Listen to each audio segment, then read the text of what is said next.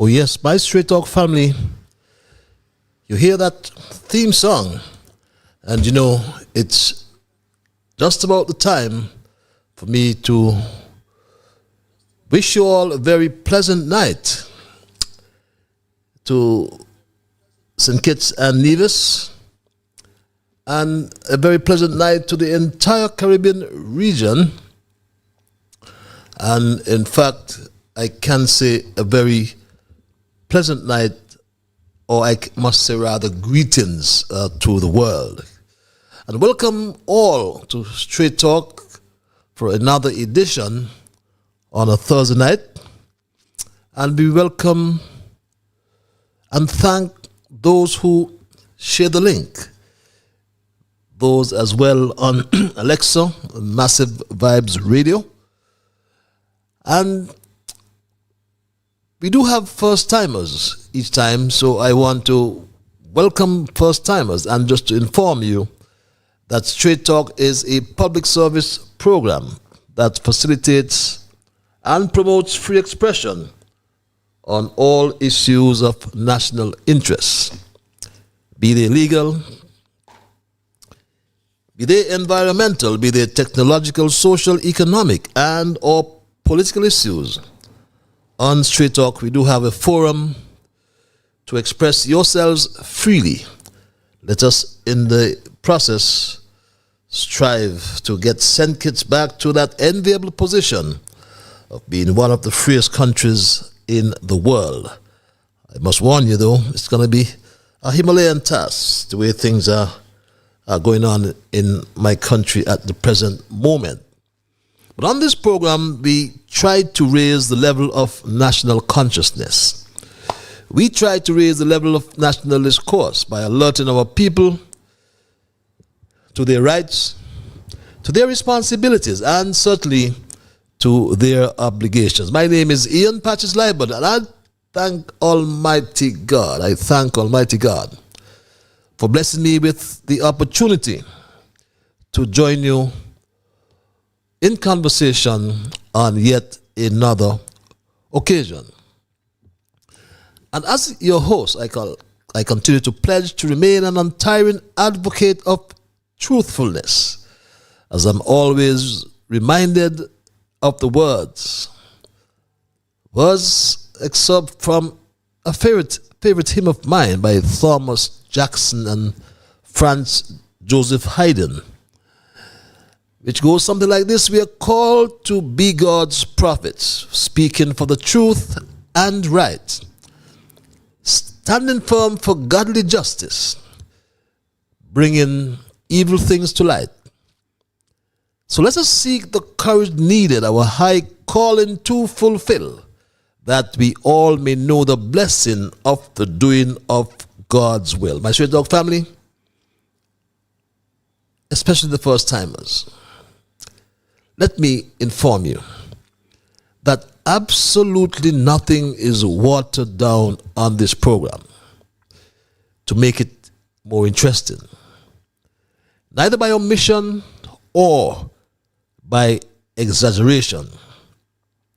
Because Straight Talk is not about sensationalism or creating excitement, especially at the expense of accuracy, because we lead on the facts. It is my bounden duty, therefore, to present the unvarnished truth, I call it, the plain truth, especially when it comes to governance in St. Kitts and Nevis. But this program joins us together with people across the Federation. Through this program, we are joined with people in the diaspora all around the world. Some we know very well, and some we have met. Others we do not know, and many we will never meet. Some will agree with the positions of truth advanced on Straight Talk, and some will disagree. And that's fine, because we promote diversity. But what will sadden me, my Straight Talk family, is if we ever start to become disagreeable. So let us thank Almighty God, nonetheless, for helping us to understand, oh, how good and how pleasant it is for brethren to dwell together in unity. So let us therefore hope and pray for the day when we will all sing his praise together. So welcome again, my people, and thanks once more to those who share the link and for the first timers that you have brought tonight. And for the first timers, I must also inform you that Straight Talk is a participative program. By that I mean we include your calls and your emails. And if you're so minded calling, the numbers are on your screens, on your monitors there. The local number 663-6672, or the overseas line is 646-829-6672. You can access the local number as well. Just add the area code 869. There's some of you who like what I call the cloak of anonymity. So we give you access via our email platform, and that email address is also on your screens. Straight Talk Patches, that's one word, at gmail.com. And let me say a special welcome, as per usual, to my junior brigade. Our junior brigade, the young ones, they are the future. They are the rulers of tomorrow, and we keep them abreast with what's happening, inform them. Young Dwayne, Tristan, Shama, Kevin, young Rook Costa. Kevin, how is Culturama going over there in Nevis? Young Rook Costa, they're in South Carolina. Yes, Jamal in Anguilla. I haven't seen Travis or Travon for a long time there from my area at Ponds Extension. And the special lady, she helped me out again today. I thank her immensely. And on a sad note, my Straight Talk family, we learned of the passing, sad news, the passing of Glenn Goose Phillip, former Labour parliamentary representative of constituency number 4, St. Christopher 4, national basketballer, and once president of the St. Kitts Amateur Basketball Association. Latterly served as an advisor in the Ministry of Sports under our Team Unity administration. So we want to extend condolences to his immediate family, and in particular the challenges and old road communities, in particular the challenges community in particular, because that's where he was born and raised and still live. And we can't say anything. I always like to remind you that death is a process. I always like to remind you rather that Jimmy Cliff told us, who feels it knows it. So no matter what we say, I believe it is adequate just to remind you that death is a process. So may the soul of our departed brother, Glenn Ghost Philip, rest in eternal peace. My thesis tonight I have titled Tales of Regret All Around the Federation. Don't you change that link, my Straight Talk family. We normally do our observations in review before we address our thesis. Following which I would then include your calls and your emails, as mentioned earlier, to allow your full participation. Yes, on this program, everyone gets an opportunity to, so to speak, have your say. And our observations in review is a time when we highlight the current issues and we do some reflection. We may then ask a few questions, such as what was accomplished, how it has helped us, or helped others rather, and what has changed since, and what can be expected next, what we have learned as a people, because it's important, and we do promote what we call CPD, continuing professional development. So as we live, we learn. And after our observations review, we will roll right into our thesis for tonight, which I just intimated is titled Tales of Regret All Around the Federation. I want to say hello to special lady in Grenada, Cecile, and trust that all is well. Everything has recovered. How's St. Vincent as well? And the Grenadines, my dear friend in St. Vincent, you know who you are. And Guyana from Georgetown, my good lady friend. A matter of fact, all around the world, we say hello. And rather, I should say good night, good morning, or good afternoon to those in the diaspora around the world, because we reach you in Asia, we reach you in Africa, we reach you in Europe, and we reach and touch you all over North America.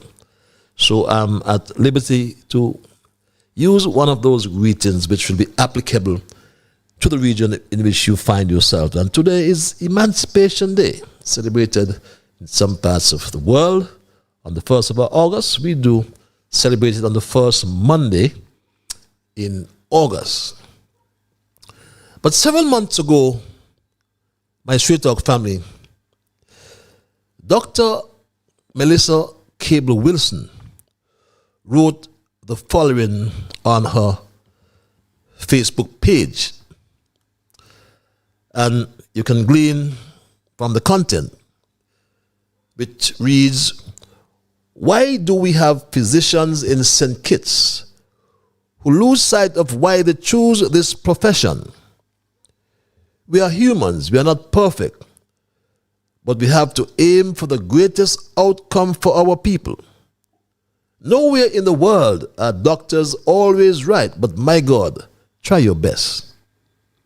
Patients are dying in droves at JNF. I'm sick of referring patients and they are denied access because doctors are lazy or have big egos, so they can't be spoken to. The patient always pays the price. And my Straight Talk family, Dr. July, our health minister, and I've always advanced the view that in our history, I can recall, we've only had 2 medical doctors heading the health ministry. One was Asim Martin, and we knew what happened with the hospital back then, 1995 to about 2005. Then we now have Dr. July, our health minister. And to some, he confirmed the statement made by Dr. Cable as he boasted my Straight Talk family about work done on the morgue. He said this, my Straight Talk family. The morgue was in dilapidated condition. Sure, if any of you would have gone there because of investigative purposes and you see the morgue, you'll be so disappointed. Somebody told me once they're standing in the morgue and the water coming through the roof, dropping down in the morgue. We have put an end to that. In my Straight Talk family, the morgue, as I'm sure you know, is for dead people. So I hope he was not confirming the statement made by Dr. Cable. But recently, our health minister boasted about the enhancement work at the foyer and the procurement of a CT scanner. But for 2 years now, we have been waiting, or we have been awaiting the MRI machine, which was approved in the budget estimates in December 2021 for fiscal year 2022. But it's the quality of service being delivered at the JN France General Hospital that continues to create concern. And Straight Talk has confirmed that a surgeon, and we shall not name that surgeon, but that surgeon performed a thyroidectomy, that's the right pronunciation, on a lady from Sandy Point. The surgeon, we are told, cut the patient's vocal cords, and the lady ended up with a tracheostomy, and now literally will have a hole in her throat for the rest of her life. So we ask a few questions. Where is the medical board?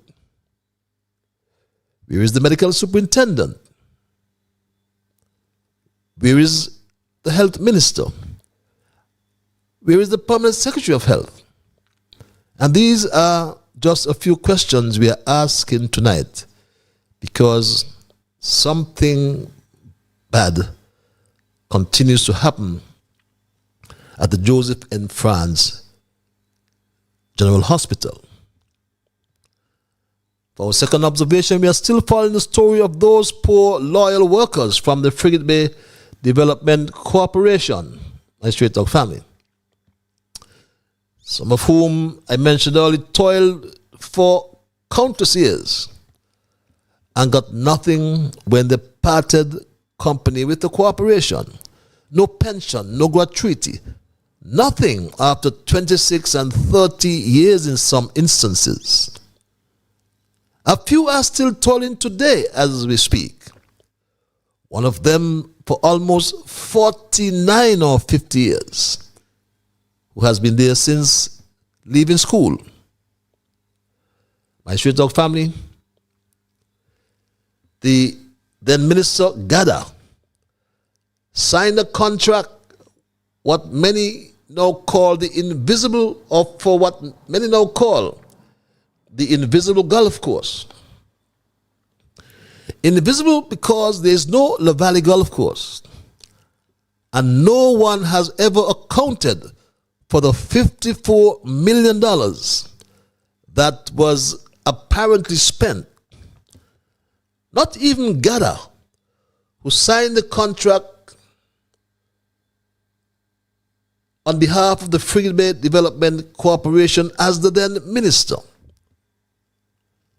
And meanwhile, the current CEO at the Frigate Bay Development Corporation, we are told, avoids the workers. In fact, I am told that whenever he is confronted by the workers, he makes reference and points them together.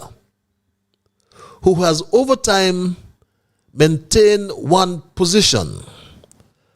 And that position reminds me at all times of the late President of the US, Ronald Reagan, when he says this each time he's asked the question. Apparently, he wants me to explain to the nation why I, as a minister, signed an agreement. Well, it seems as though he wants me to explain why I signed. I'm told that he said he's not accusing anybody of bubble, but that he was just asking, where's the money? That's what I'm told, right? And I don't remember. But let me say what I have to say. I'm not saying it didn't happen. So give us an account, Gather. But Straight Talk will keep you posted on the plight of these workers at the Frigate Bay Development Corporation.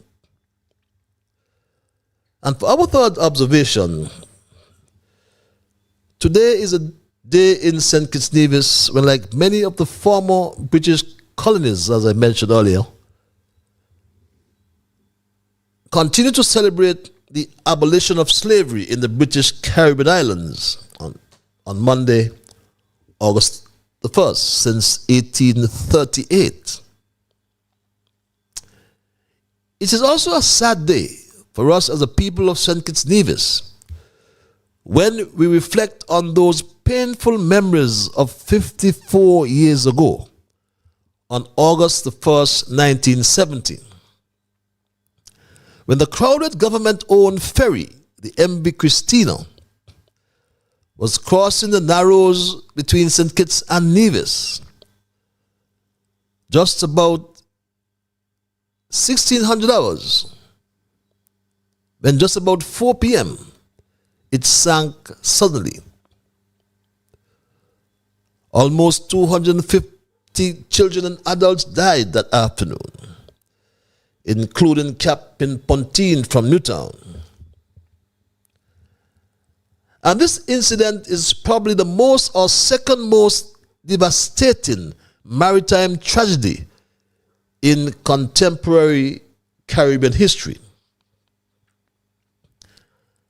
And I asked the question, why couldn't we pause a normal parliamentary activity on St. Kitts?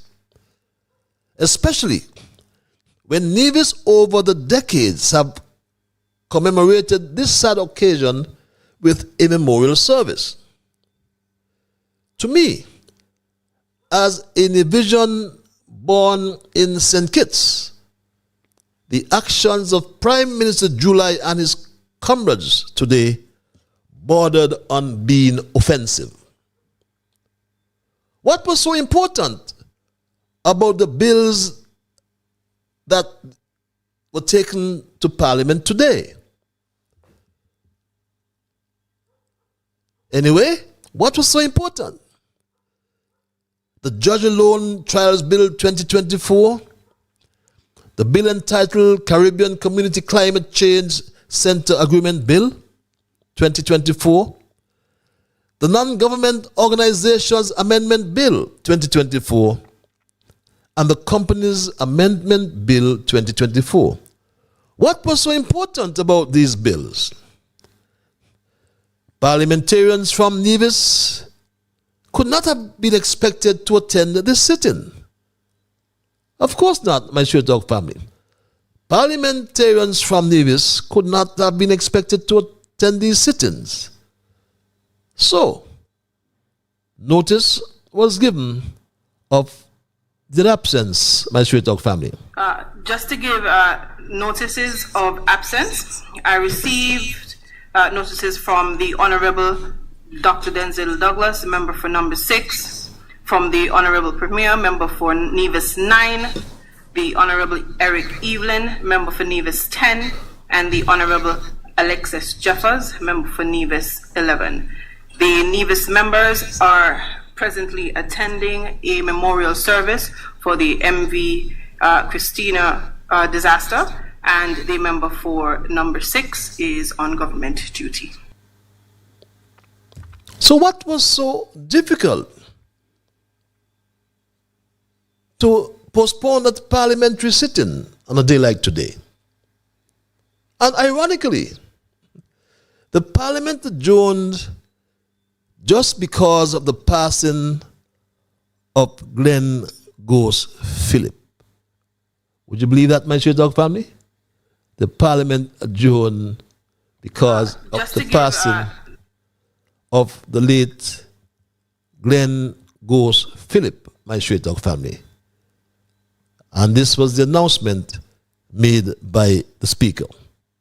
Honorable members, this is the stage that allows for me to make or move for an adjournment before the substantive matters of discussion are had in Parliament. And so I humbly suggest that we adjourn until tomorrow at 10 a.m. out of respect for the passing of our former Member of Parliament, the Honorable Glenn Philip. Not out of respect for the hundreds of people, mostly from Nevis, but Kittitians as well, and divisions, who lost their lives in one of the worst maritime disasters, as I said, in the Caribbean, by plying between St. Kitts and Nevis, some plying their trade in particular. But the untimely death of Glenn Ghost Philip, I believe, helped to dampen their shame and embarrassment.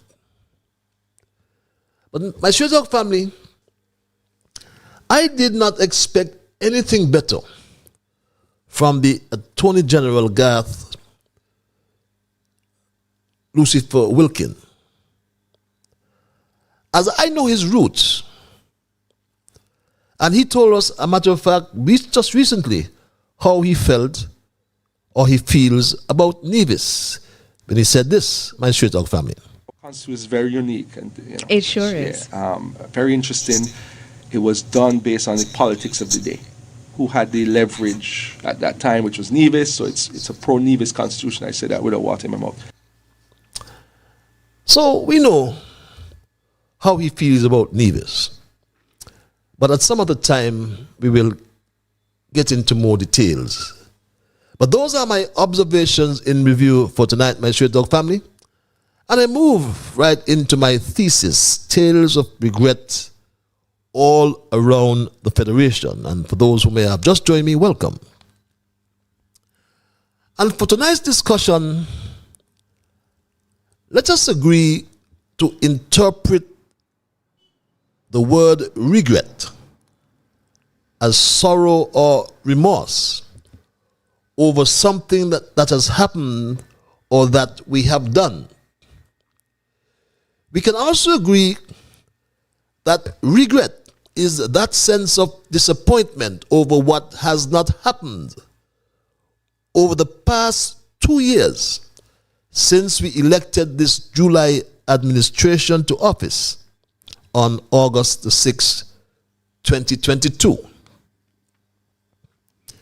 In the book of Genesis, chapter 6, verse 7, it reads, and I quote, "So the Lord said, I will wipe from the face of the earth the human race I have created, and with them animals, the birds, and the creatures that move along the ground, for I regret that I have made them," unquote.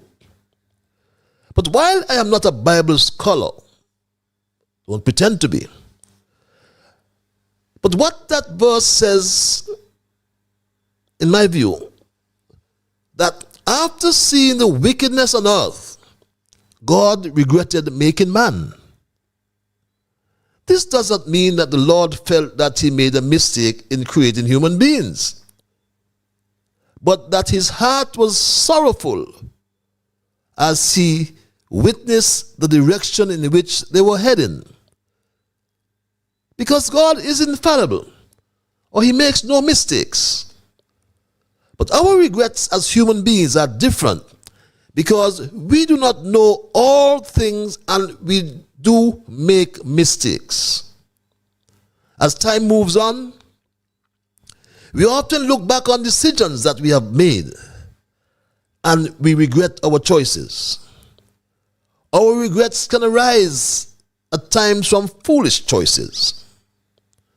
And everywhere I go within St. Kitts and Nevis, people are disappointed. I ask myself, why? Any reason was there to believe that a Labour government would bring unseen possibilities? Since under Team Unity, the country was doing well, but they convinced many that Timothy Harris was doing badly, or he was bad. So in the midst of an unprecedented Team Unity collapse, it is worth remembering, my Straight Dog family, a basic political fact. That is, under a fourth-term Douglas Labour Party, St. Kitts Nevis had one of the highest national debts in the world. There is plenty talk about becoming the first sustainable island state. But for us to get on the path to sustainable development, there is a serious need to address the issue of law and order as it relates to violent crime, social deviance, and the cost of living. But after the 2 years, nothing seems to be going right under this July Labour administration that told us, remember they told us, my Straight Dog family, that investors were out there waiting for Labour. He told us this, my Straight Dog family. Do you recall? It's quite interesting that after the elections, a number of investors came forward. And they said, Dr. Joe, we had been waiting to invest in St. Kitts and Nevis. And they said, why you didn't do it then? And they said they couldn't do it under the last administration. So we are looking at that, so they will have more, foreign investment that would help to stir the economy. And my Straight Dog family, that was nigh 2 years ago. So where are the investors? After 2 years in office, there's a notable sentiment of disenchantment, dissatisfaction among the electorate, with many expressing nostalgia for the previous administration led by our third Prime Minister, Timothy Harris. There is a sentimental longing or wistful affection, regretful longing for the period in the past with Timothy Harris at the helm of government. Just ask yourself some basic questions, my Straight Dog family. 1. Are you better off now than you were 9 years ago? 2. Are you safer today under Labour? Because the government has an obligation to keep its people safe. That's why there is a regretful longing for Harris, my Straight Dog family. Right now you have people wishing that Harris was back in office because at least they know that when he was in office, the crime was low. They are just going to look at the raw fact that crime was low. So people are longing and wishing to have Harris back. And this is coming from an objective Labour man. Right now you have people wishing that Harris was back in office because at least they know that when he was in office, the crime was low. They are just going to look at the raw fact that crime was low. And my Straight Dog family, the judicial system is under siege. A juror was killed. And this was confirmed by A.G. Garth, Lucifer Wilkin, my Straight Talk family. At this point, as you mentioned, jurors, I try to ignore the social media and the WhatsApp foolishness that is created by very bad people in our society. But there was something going around about a juror and the AG ain't said nothing about it. And let me tell you something. A juror was murdered. One of the three persons that was murdered last week was a juror. It took, according to him, the social media for him to confirm that the juror was murdered. My Straight Talk family, jurors are afraid and the witnesses are scared and won't come forward. And the AG as well confirmed that just a few days ago. Because, small society people are scared. One of the biggest issues, as the DPP has said openly, is that witnesses don't want to come forward. He actually said, listen, our motto is the best motto. And he's Antigua. He says, country above self. You all need to, if you see something, you need to come and say. But it's hard to say that because you live in a small society. You live around these people. I know you all go down to the strip for having dinner. Went to school with you. Yeah. You can't walk in Bastille and St. Kitts unless you see somebody you know. Correct. It's a little harder. It's easy to say that in theory, but it's difficult for witnesses to come forward. That's the reality of it. Witnesses are scared. So too are jurors. And we've learned that the court hearings were suspended. We don't know the current disposition of the assizes. You can imagine why jury members are terrified. The police can't protect them from the killers. Imagine if you serve on a jury and you convict a killer, you get killed yourself. The judge, Straight Talk, understand it's at his wit's end. Witnesses don't want to come to court to give evidence either. And you can't blame them, as they don't want to get killed. And then, let's dive deep into the Ministry of Justice and Legal Affairs, headed by Garth Lucifer Wilkin. And then, look at the office of the Director of Public Prosecution, in a mess, understaffed and demotivated. Lanine Blanchett was a junior Crown Counsel for 2 years. Dr. July kicked her upstairs and made her Speaker of the National Assembly. She's now, I believe, retained as a lawyer for the Development Bank, and I stand to be corrected. Cannot confirm it. I'm checking that reality. So she has left early for greener pastures. And I'm happy for Lanine. I'm happy for her. Regis Gordon, who was acting DPP after Valston Graham's contract ended. She got married and be told just had a baby. So she's on maternity leave. The Director of Public Prosecution's overzealous pursuit of prosecuting civil servants for not signing integrity in public life declarations has come back to bite him, we understand. Because the mother of his hard-working senior Crown Counsel, Teshawn Vasquez, who was appointed chairperson of the Public Service Commission, Willis Vasquez, we are told she refused to sign a declaration under the IPL regime.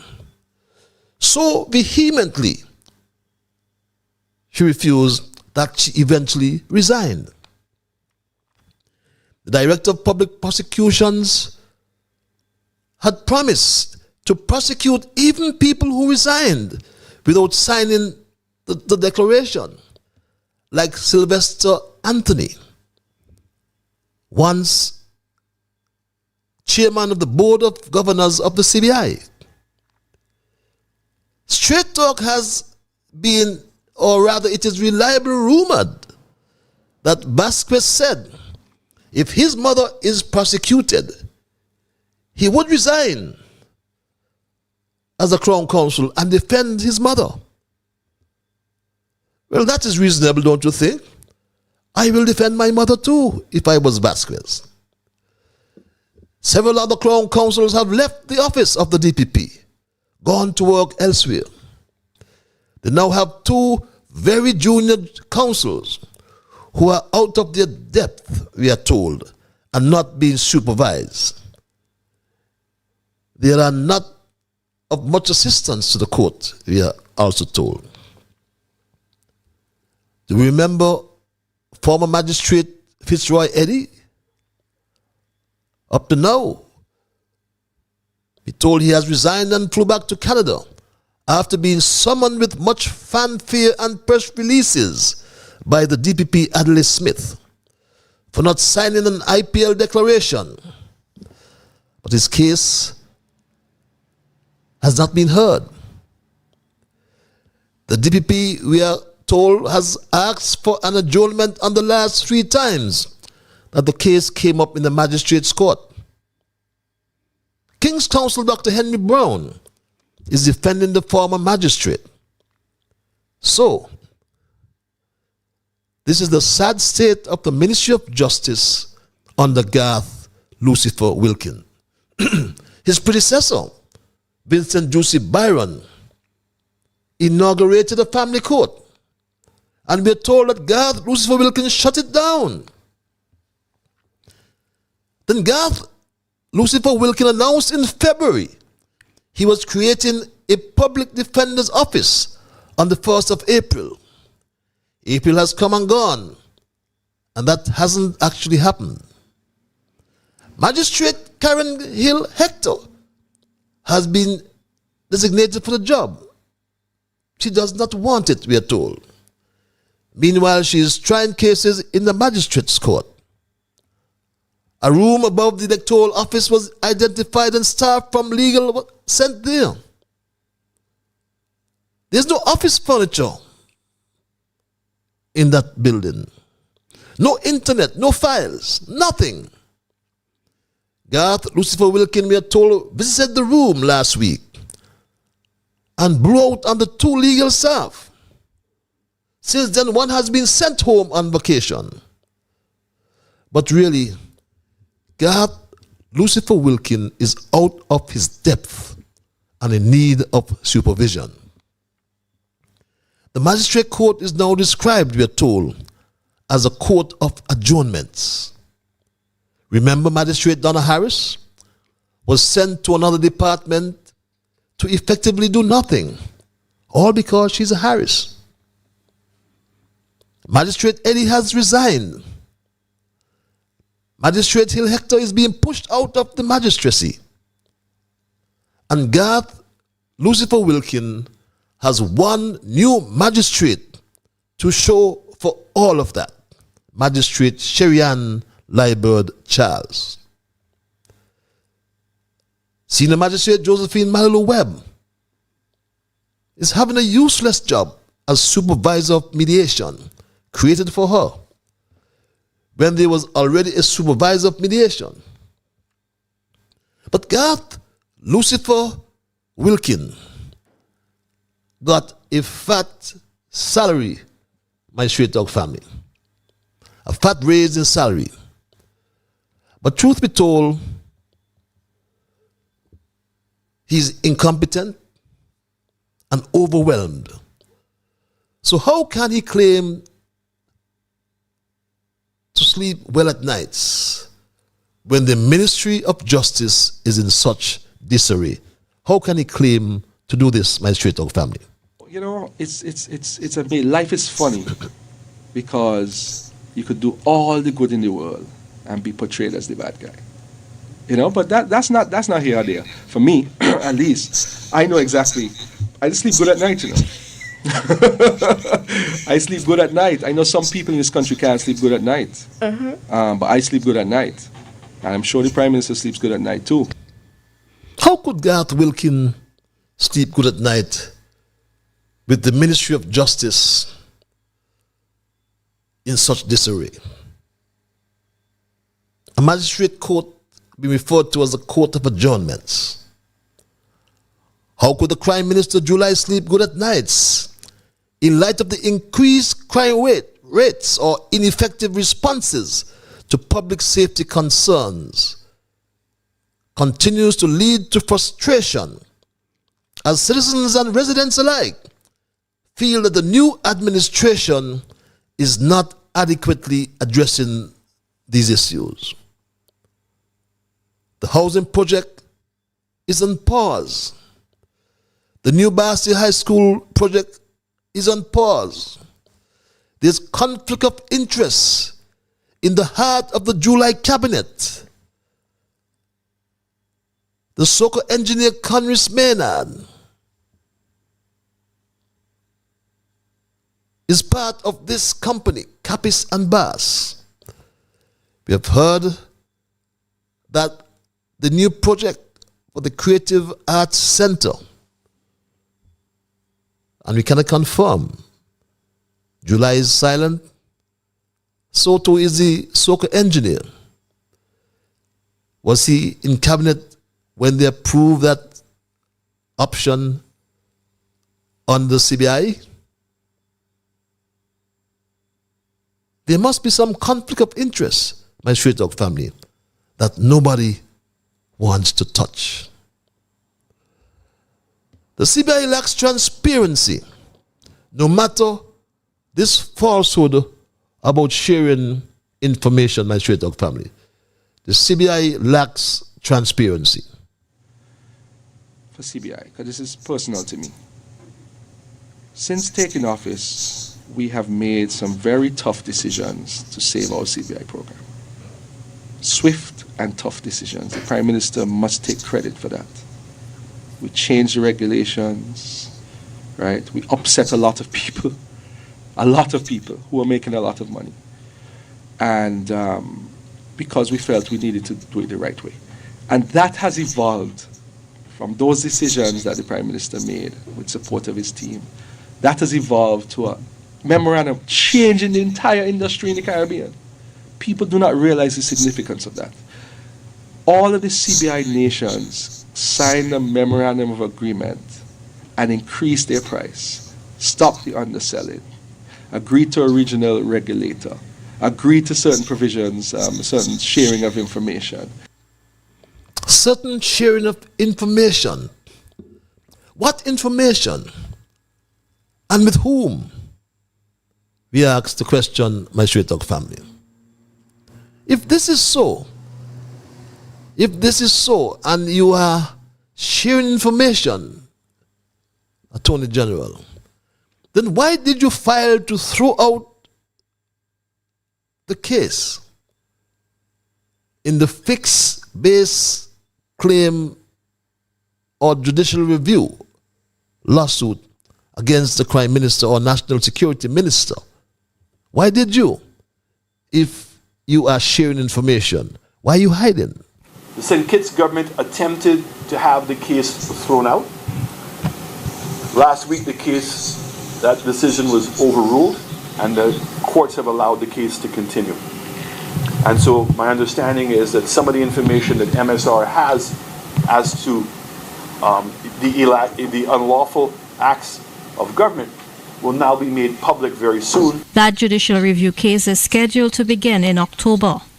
For the DBS News World, I am Zaid Romulus. Yes, October 22nd, to be exact, that case that the aged Garth Lucifer Wilkin tried to strike be heard in October. Imagine, Attorney General Garth Lucifer Wilkin calling people bad. If the Attorney General was in another country, or any other country, certainly in the United Kingdom or the US, he would have had to resign already. And he would have been criminally prosecuted for breaking the law.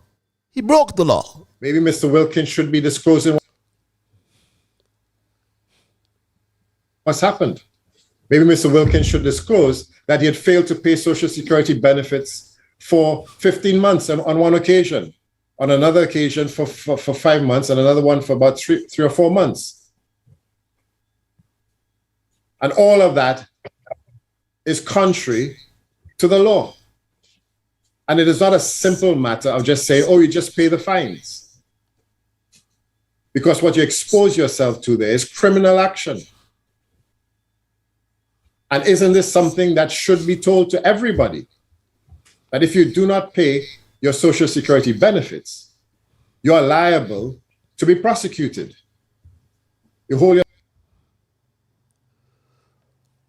And yes, my Straight Talk family, ask yourselves the question.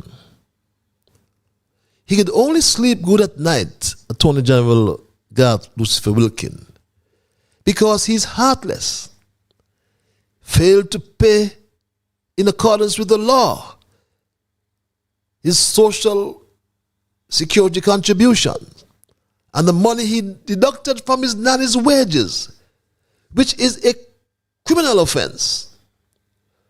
So many employers were sent to prison for the same offense. But the difference with the AG, his surname begins with a W and is pronounced Wilkin.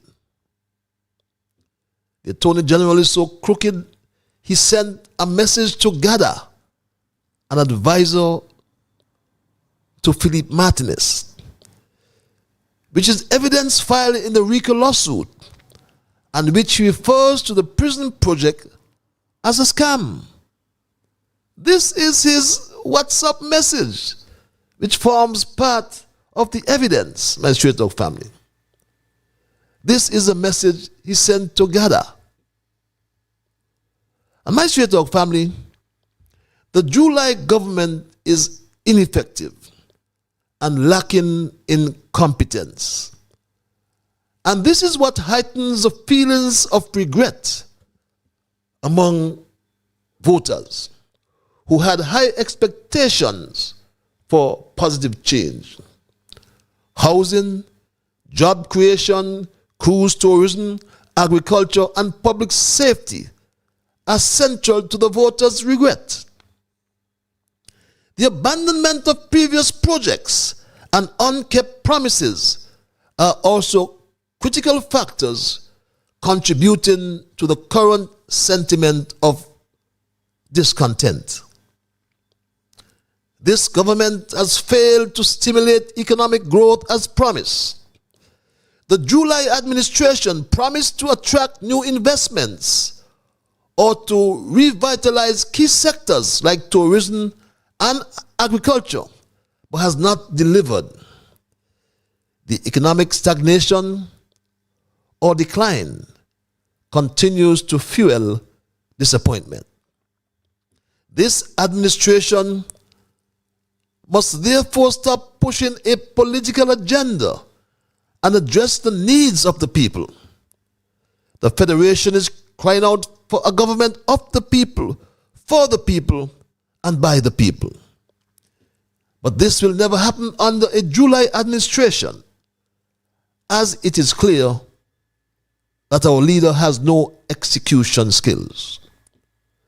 So in order to achieve our goals and live happier as one people, let us from tonight all agree, and let's all support this recommendation from an ordinary man of the people, my Straight Talk family. This recommendation is pellucid. I personally feel the Labour government should give back Timothy Harris the country. No malice, no argument, no dispute. Just we apologize for what we did and just give back the country to Timothy. I don't think we should have an election. Just give back Timothy the country. Give back. My Straight Talk family, no malice, no argument, no dispute, and no election, and no more tales of regret all around the Federation. One, they just give back the country to Timothy Harris. That's my story tonight, my Straight Talk family, and I am not going to change it. I will open the lines nonetheless and entertain your calls and your emails. And if you're so minded to call, the numbers are on your monitors, your screens. I always like to implore you, however, that when I open the lines, I anticipate that you will respect others. And of course, to achieve that, you must first respect yourselves. Let us try to be fair to all concerned, and let us try to build goodwill and better relations. Let us ensure that in the things we say and or do, we will strive to build a kinder, gentler St. Kitts and Nevis. With that said, at 4 before the 9 o'clock hour, we go to the lines and say good night to this caller. Hello, caller. Good evening, Mr. Liburd. Good evening. The quote for this evening: reject every form of corruption which divert resources from the poor. I repeat, reject every form of corruption which diverts resources from the poor. Have a great evening. Thank you very much. My dear, you always get in early and always come with some good, sound quotations. Reject every form of corruption which divert resources from the poor. Sound words. Let's go back to the lines. Caller, you are live. Hello, caller. Are you there, caller? Yes, Patrice, I'm here. How art Good thou? evening. How art thou, my dear? How art thou? Excellent. I can see those dimples, yes. Oh, yeah. I sent a message. I saw someone that told me they knew you. So I sent a message to you. I said, tell my dimples lady hello. Did you get my message? No. You didn't get a message. Yes. What is this? Well. Yeah. No I problem. did not get the message. You look up, I'm going to have to give you my number that you have a message for me. Okay. You send it straight to me. Okay, my dear. Good to hear you, though. Lord. That is what I call you to tell you. When I hear you speak about the lady from Sandy Point, that they cut the wagon card in Situate, it reminds me of a lady was in Kayan. They have a doctor come here, cut the lady one part in Situate. So every time she got to talk, she have to press the thing in Situate. A doctor come here. So when I hear you speak about the lady, I said this is the second one again. When you hear God, Lucifer, Wilkins talking about they could sleep good when night time come, you don't buy that. That is not true. None of them in the government they could sleep good when night time come. And if you think I lie, tell them take off the dark colours and you will see the bag under the oil. They can't sleep good when night time come. You don't worry with them at all. If them they could sleep good, well, I could sleep better. Have a good evening. Have a good evening as well. Yes, we wonder how we could sleep good as night. He said this. You know, it's amazing. Life is funny because you could do all the good in the world and be portrayed as the bad guy. You know, but that's not here or there. For me, at least, I know exactly. I just sleep good at night, you know. I sleep good at night. I know some people in this country can't sleep good at night. But I sleep good at night. And I'm sure the Prime Minister sleeps good at night too. Well, how could they sleep good at night with all these tales of regret? my Straight Talk family. You may have just joined me, and we are discussing tonight our thesis, Tales of Regret, all around the Federation. We heard the Attorney General confirm. He made this confirmation, my Straight Talk family, which took the nation by storm. At this point, as you mentioned, jurors, I try to ignore the social media and the WhatsApp foolishness that is created by very bad people in our society. But there was something going around about a juror and the AG ain't said nothing about it. And let me tell you something. A juror was murdered. One of the three persons that was murdered last week was a juror.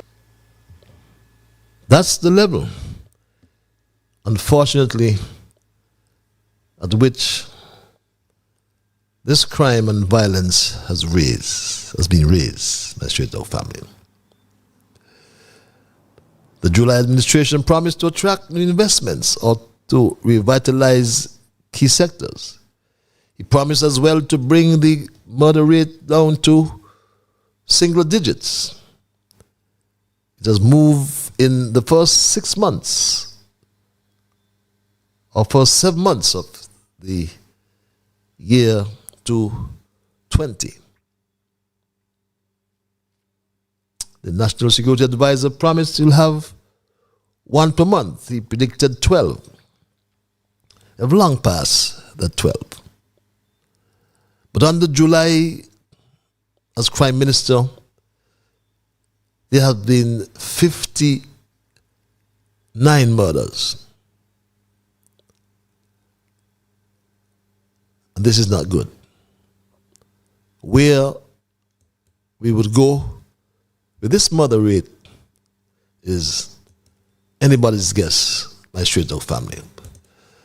This email reads, I'll take the emails in the meantime as well. Blessed love, Mr. Straight Talk. The last episode entitled Desperate Call for National Consultation After 59 Murders. It was decent. But since I joined the show this year, March, my favorite 3 episodes I enjoy the most are Sadder Old Ways and Days with Labor. That episode really highlights old ways and the tradition typical Lion Labour Party.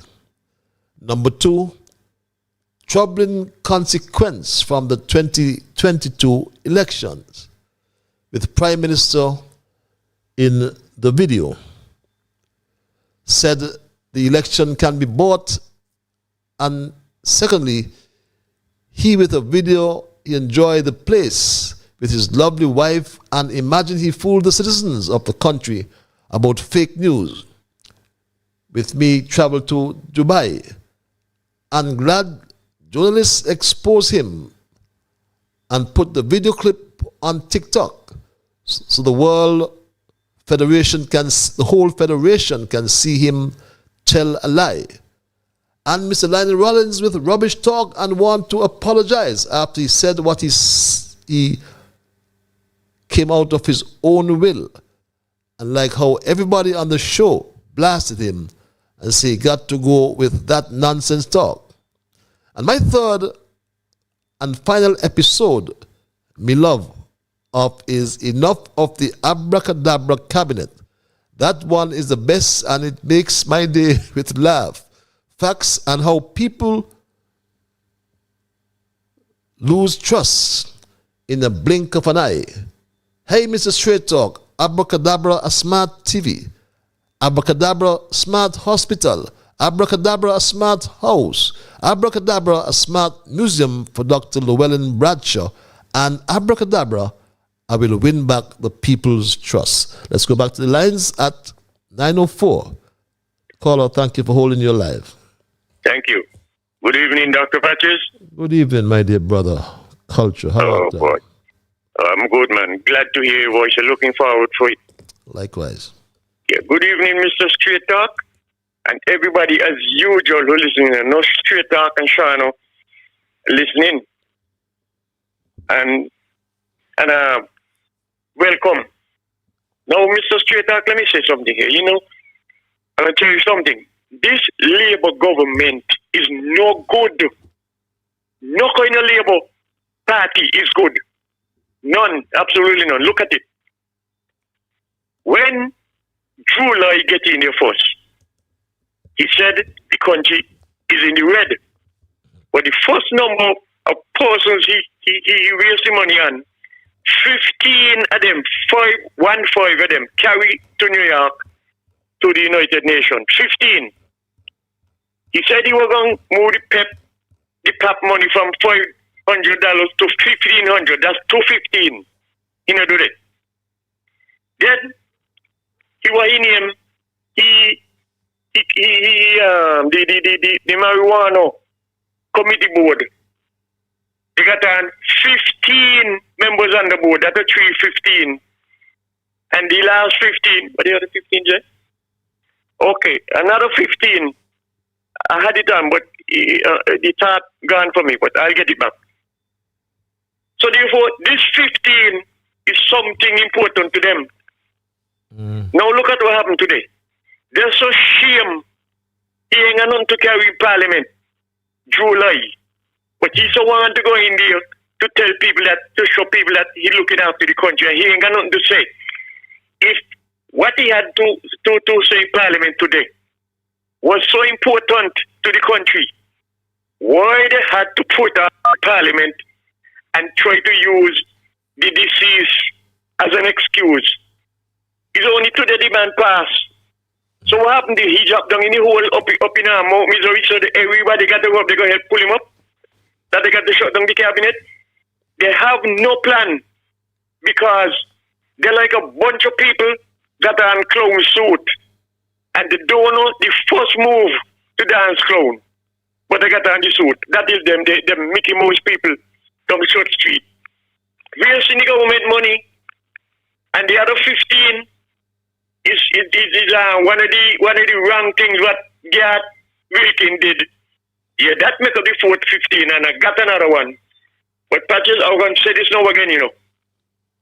If you have a club, a cricket club, a football club, and everybody on that club is not playing good, and the club is disgracing the spectators, okay, and you move out of the club, you're going to join and form your own club, you're going to join your own club, that name there, deceive everybody?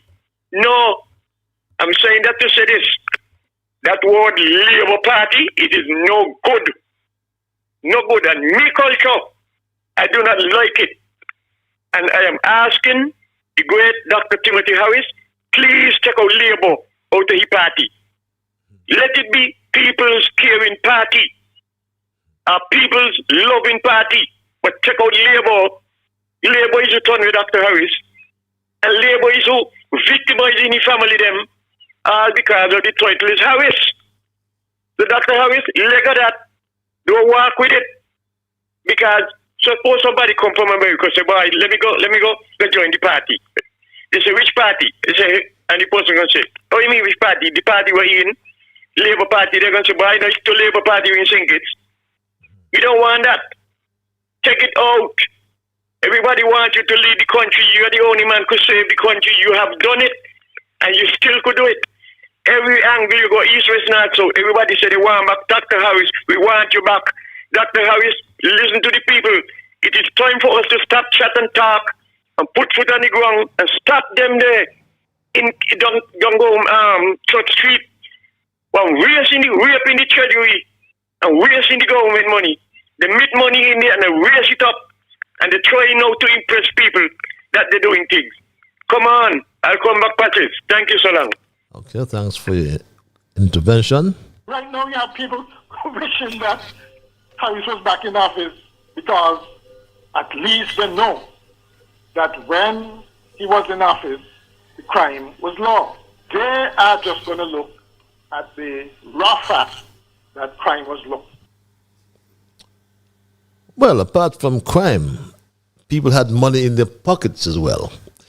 It is high time now that the Labour Party government should compensate the families of those who perished in the Christina disaster, and the survivors as well should be duly compensated. It is their responsibility to do so. There was a fund set up immediately after called the Christina Disaster Fund, and thousands, if not millions, were collected. To date, not one person received a red cent from the fund. It was then revealed later that the monies collected in the fund all disappeared, and also to date, no one was held accountable. With the millions in the CBI, the government should not hesitate to compensate the victims and their families. And let us see restorative justice at work. Mr. Prime Minister, the ball is now in your court, reads this email.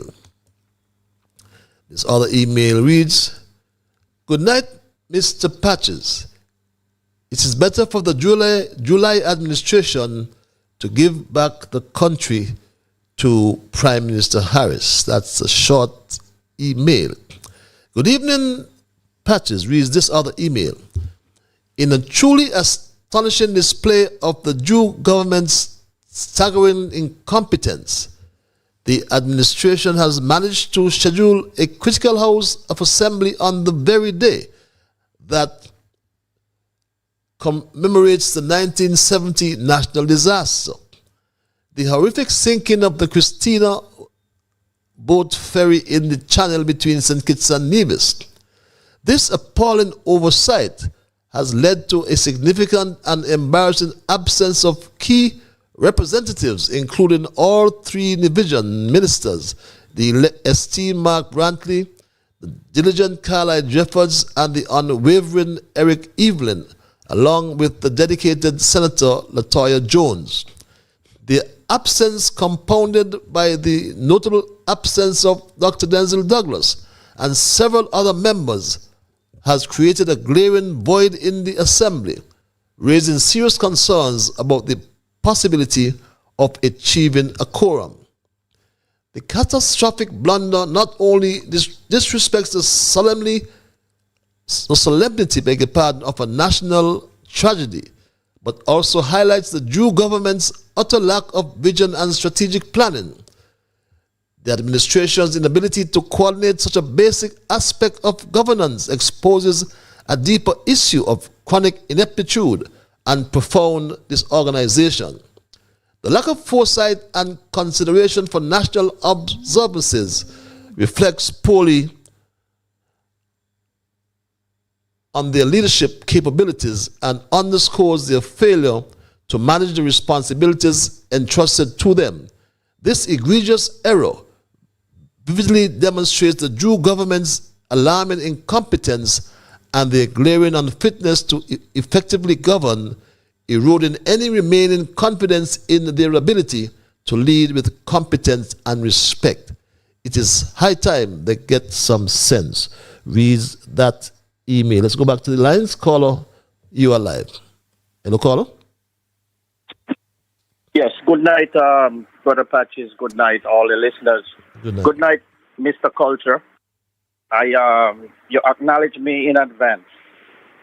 Well, your commentary, I agree with that. I think one PLP should take out that L and add in anything else that will have some kind of compassion, empathy, and good gesture for all the people, whether they are opposition or for. But having said that, I think Harris could collaborate with a deputy. And I am actually vouching for a leadership in St. Kitts affairs.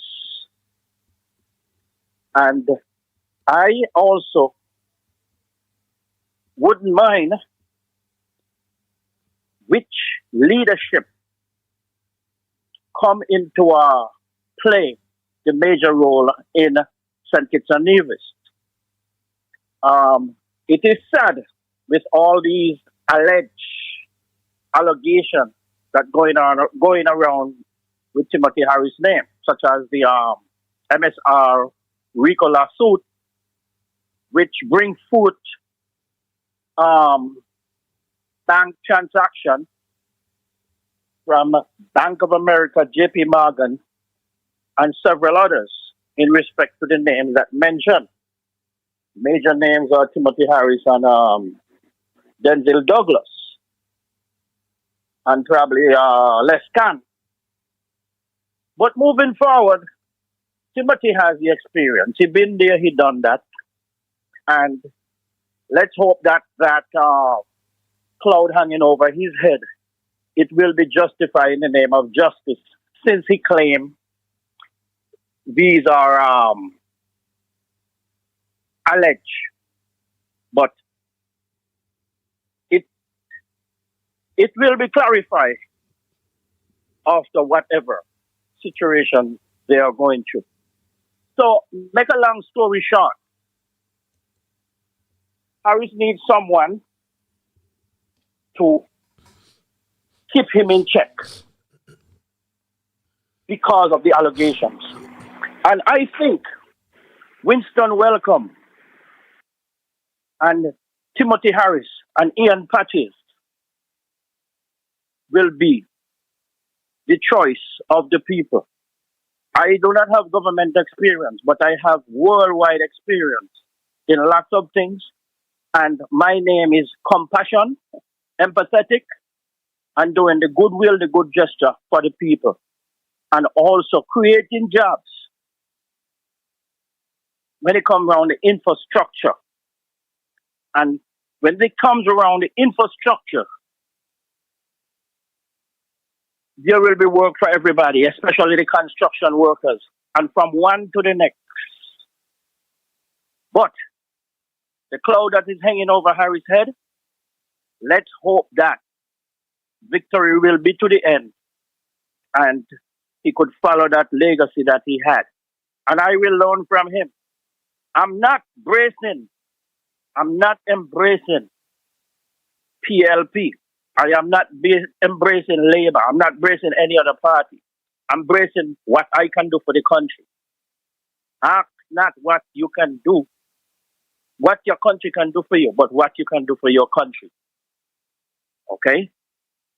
So, I wish all the best, and I hope the people of St. Kitts will wake up and come from this, separate themselves from this party line business.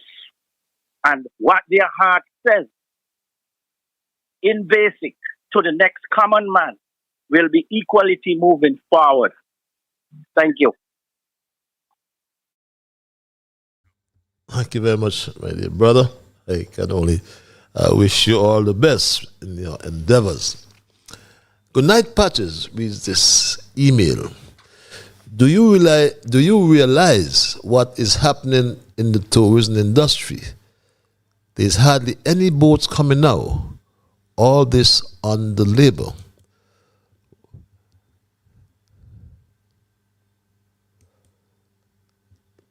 Good night, Patches. This is the video the person was talking about with July.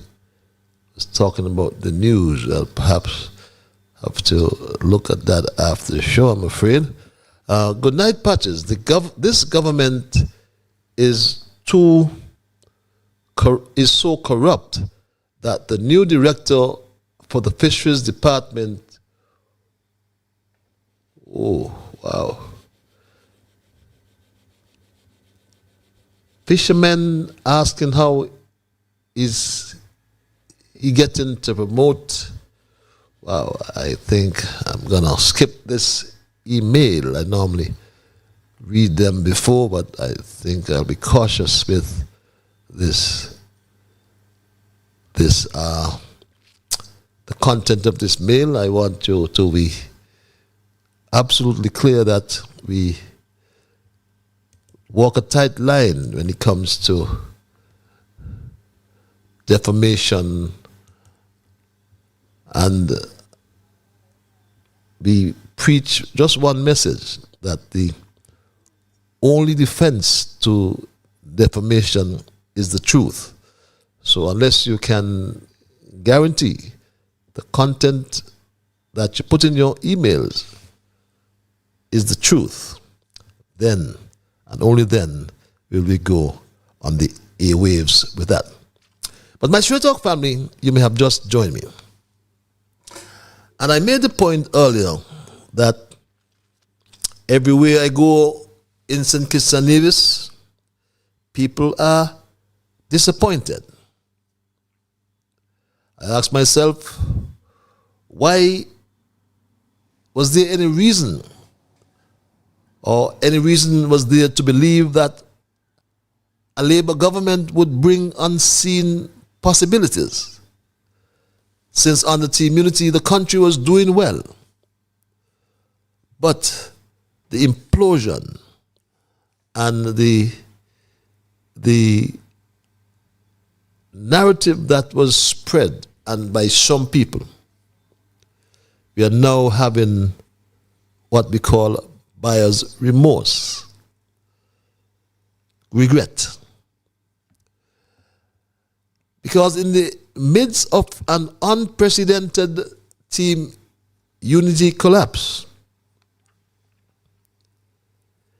it is worth remembering some basic political facts. And that is, under the fourth term Douglas Labour Party, we had to swap land for debt. St. Kitts Nevis had one of the highest national debts in the world. And I make this point all the time because lots is being said of or about becoming the first sustainable island state. But let's be serious. For us to get on the path to sustainable development, there is a serious need to address the issue or issues of law and order and violent crime, or as it relates to violent crime, social deviance, and the cost of living. My Straight Talk family, you told us that investors were waiting. We are still waiting for these investors who were waiting. It's quite interesting that after the elections, a number of investors came forward. And they said, Dr. Joe, we had been waiting to invest in St. Kitts and Nevis. And they said, why you didn't do it then? And they said they couldn't do it under the last administration. So we are looking at that, so they'll have more, foreign investment that would help to stir the economy. So we asked the question, my Straight Talk family, after 2 years, nothing is going on. So we are the investors. After 2 years in office, there is a notable sentiment, a notable feeling of disenchantment, a feeling of dissatisfaction within the country, among the electorate, with many expressing nostalgia for the previous administration led by Timothy Harris. Let's go to the lines. Caller, you're live. I am here again, Patches. I remember now, the other 15 is the 15 used contaminated dialysis machine that he got from Canada. Yeah, those are the 415 figures that he loved. Now let me go to the hospital. I don't know if you remember, some years ago there was a gentleman from Derby, named Alibo. Whenever you're talking to him and you're telling him nonsense, he going to say, man, you're talking monkey fart, and he turn off.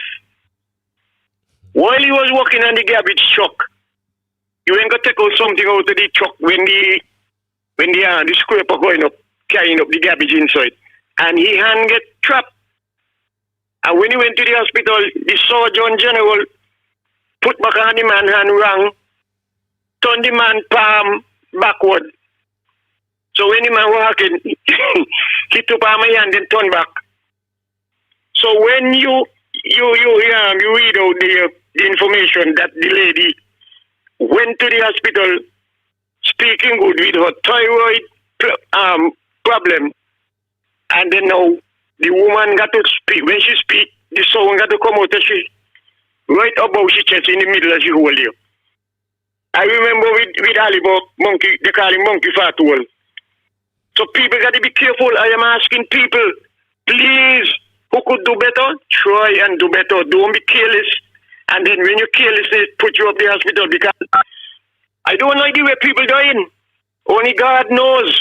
And whoever doing malpractice up there, why people are doing so. God and them, they know. We outside here, we don't know. Good welcome. I like your input.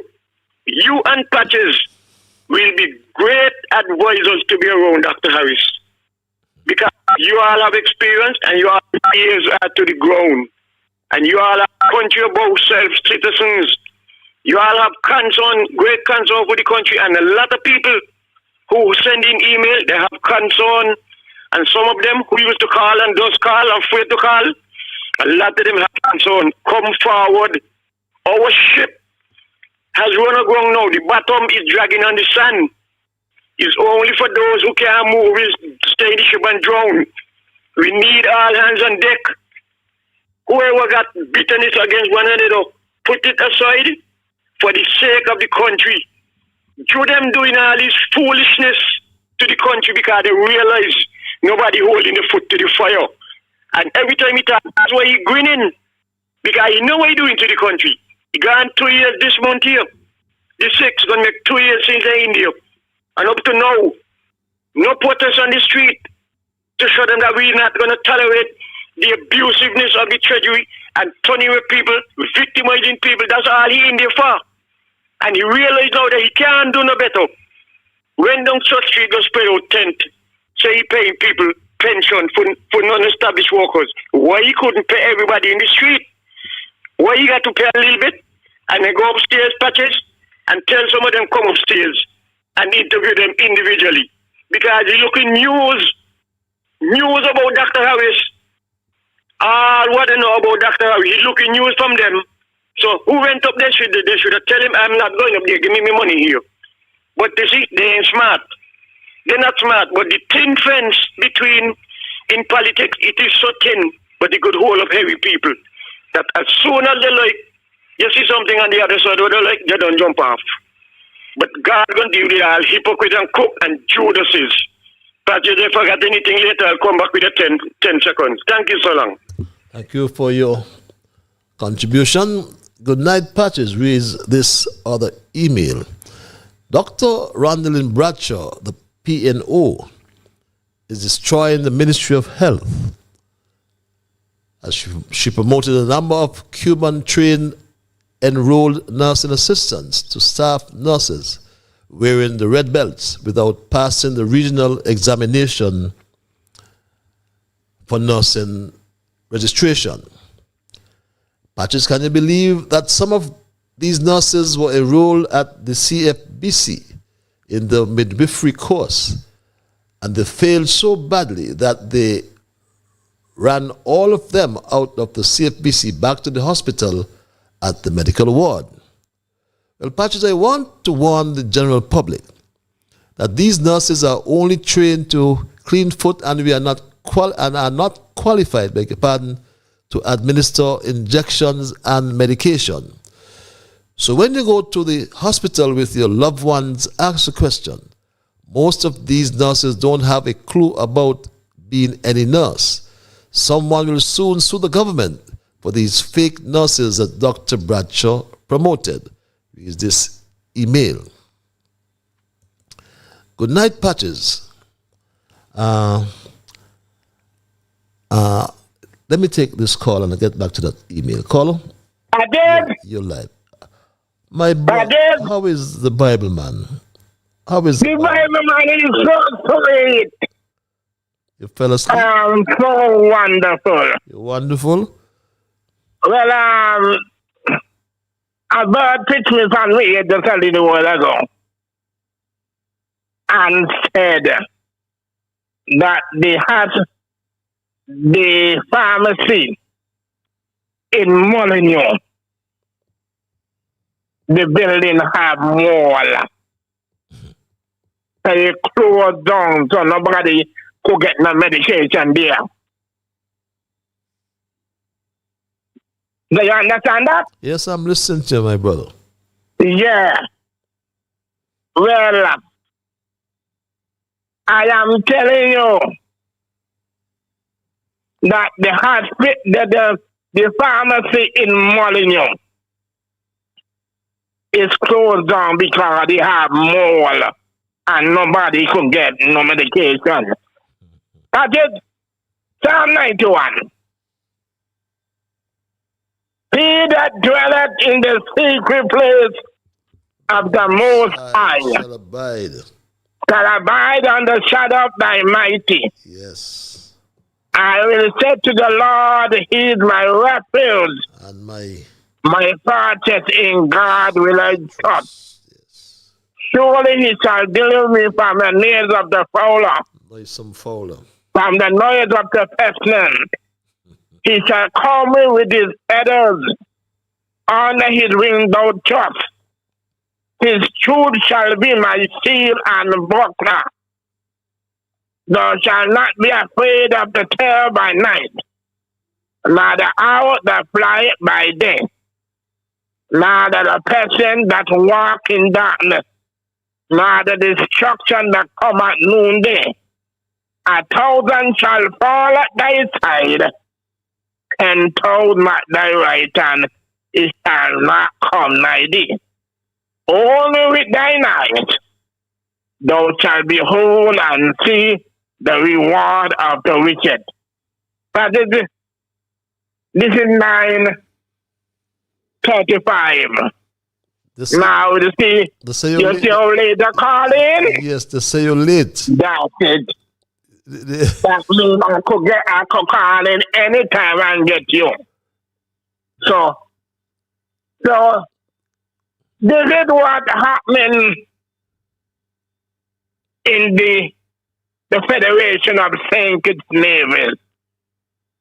God is watching us, Mr. Patrick. And listen, He not pick out enough. He not pick out all. But you have to be ready.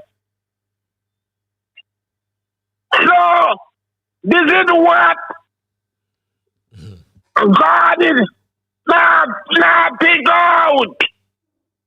If you don't repent and you die without Christ, well, the crap are going to smoke your pipe. You've got to be born again, Patrick. So, I am not going no further than there. And I ain't taking up no more time. So you understand what I just tell you? Yes, I understand. About the pharmacy in Molineux? Yes, I heard you. So that is what I have to say. You normally go there for medication? And it is true fact. You normally go there? It's coming from the Bible man. The Bible man don't tell lie. You normally go there? So see you, Mr. Patil. You normally go there for medication? Okay, the Bible man is gone. Good night, Patches reads this email. I heard an announcement stating that Glenroy Blanchard was meeting with the Christian Council and Evangelistic Association to discuss crime. Blanchard is a known political prostitute now looking to the church. Is the church organizations now a department of the Labour government? Why he don't go sing about the rats in the cabinet now? And the news should have stated that he is meeting with the Labour Committee of Pastors and Priests. Jeffrey calls them comrade pastors. Some of these pastors I never saw in any national service when unity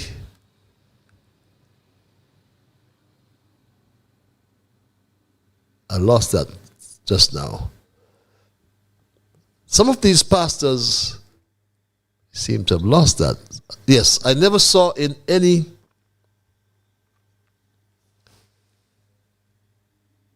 national service when unity was in power.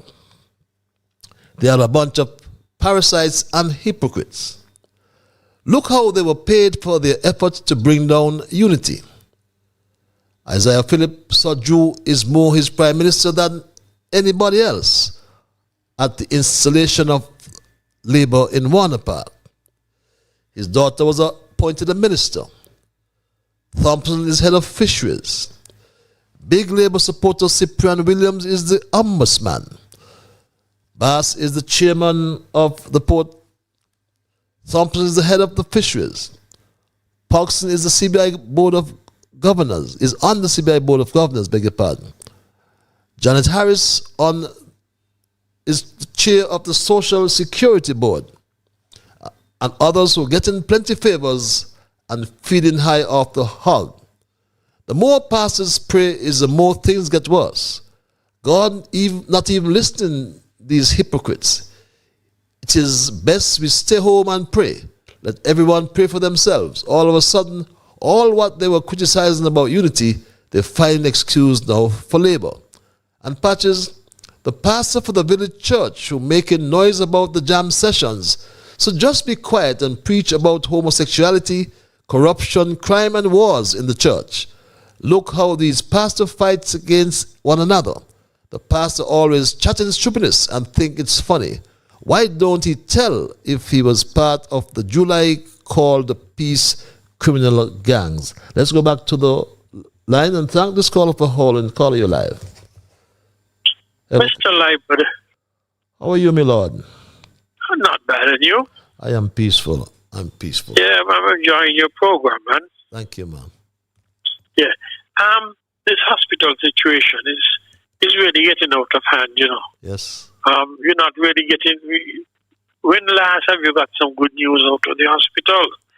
Everything seems to be negative. Something is radically wrong someplace. And you don't hear much about the Pogs nor the Mary Charles. I don't know what kind of state they're in. Yes, a while ago the Bible man did mention some about the Mary Charles. Yep. But other than that, you figure if JNF is the top hospital in St. Kitts, what state are the other two in? But I believe, though, that the minister responsible for health, he should pass that portfolio on to somebody else, because I believe, from the practice that I see, he seems to be spending more time learning to be a pilot of an aircraft than someone responsible for hospital administration, which is what the Minister of Health would obviously be doing. So we can't expect too much from him. And when we hear all about the smart hospital and that kind of thing, we wonder, if we're building a smart building, are we going to be putting smart people inside of it? Are we going to continue with the whole thing? A not so smart Minister of Health and a not so smart Permanent Secretary and a not so smart this and a not so smart that in a smart building, which to me the two don't really work together. But the health situation in St. Kitts is frightening, definitely frightening. I just hope to all God that I don't have to go up there. But it's all of a sudden, though, don't you find? I know. I was even thinking that maybe we should call back the previous Minister of Health, or Akila Byron or somebody, to Akila Nisbet, yes. Byron Nisbet, to take over the job of running the hospital or the health system or something, because this gentleman really can't do it. It's too much for him. His hands are too full. He's not a finance man. He running the finance thing, and we're not looking to help with finance. But let him concentrate on prime ministership and finance if he wants, and let the health go somewhere else to somebody else who is really capable of running a hospital or seeing the health benefits of the whole country. What about all the clinics and that kind of thing? Is that kind of rubbish going on in the clinics too? We're not hearing about that. So something is funny. But another thing though, but we've been hearing about a lot of capital projects. Some time ago, I spoke to an official in the the Public Works Department, a high official, asking the official what they intend doing with the wreckage from the demolition of the Bastia High School, the old grammar school. And he really didn't tell me what they said they have use for it. But I was suggesting to that official that they take that stuff from there and dump it over by the Fort Thomas area to stop the further erosion of that roadside, stop the danger from extending further into the road. Because one of these days you may find some accident occurring there. I know it during your time as permanent, Minister of Infrastructure, you started looking at it, but things happen, things have changed. But the problem still persists, and money needs to be spent on that to secure that area, that road down there, because it can only get worse. If the longer you leave it, the worse it's going to become, and the more expensive it's going to be to correct, if eventually somebody does correct it. But maybe one of these days you can think about it and come back on the air and tell us something about your thoughts in relation to securing that area. Well, there's a Bastia revetment project already approved some years ago under the CDB that includes Irish Town and that Fort Thomas. Irish Town Berry. I remember you spoke about that, but I'm not hearing this new administration mention anything about anything securing the coastline, especially that area. Right. And with the passage of Hurricane Beryl the other day with all those rough seas, I imagine some more erosion would have gone on around here. I don't know if you ever had to take a boat around that Fort Thomas, that point there. If you see what's happening by the road, you wouldn't drive around there. It's going. It's frightening when you look at it from the sea, from seaward, you know. Yeah. But it is, yeah. But if they dump some stuff out there, that solid concrete from the old grammar school would be the ideal thing to stop some of that erosion there. But they obviously had other uses for it. Well, I'll be cautious to say so with that, but it really needs an engineering solution, and if that's a good one, fine, you know. But it really it can help to fill the area, but it depends how it's placed, because when this sea kicks up, you know, I mean, those storms really will throw things all over the place.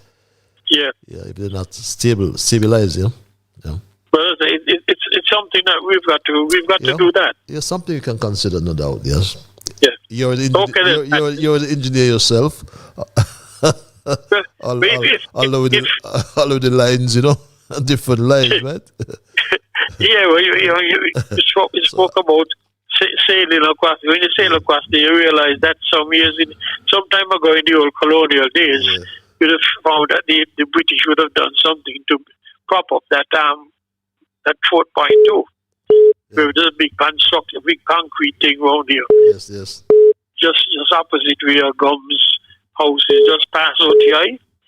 There's a nice solid concrete structure from the sea come right up to the road. Yes, yes. So what it really needs is something like that. It's not going to be cheap, but what it needs to be done, it does, because the rocks that used to be there for some reason now seem to have been moved, and the water is getting on the land itself. So you need something to stop the water from getting in the land, to stop the erosion from worsening. And then we can then look for a long-term solution after you stop the erosion. But anyhow, Engineer Patches, you can talk about that some other time. Okay, my brother. Thanks for your input, intervention as usual. What nonsense the Attorney General saying he sleeps good at night. And he's sure the Prime Minister too. Rubbish.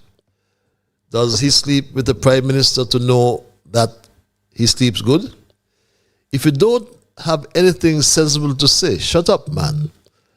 As a lawyer and worse yet, the Attorney General, you know that foolish statement you made is hearsay evidence and will be considered inadmissible in a court of law. Talking about you sure that you and the Prime Minister sleeps good at night. Imagine that. He said this for sure. You know, life is funny because you could do all the good in the world and be portrayed as the bad guy.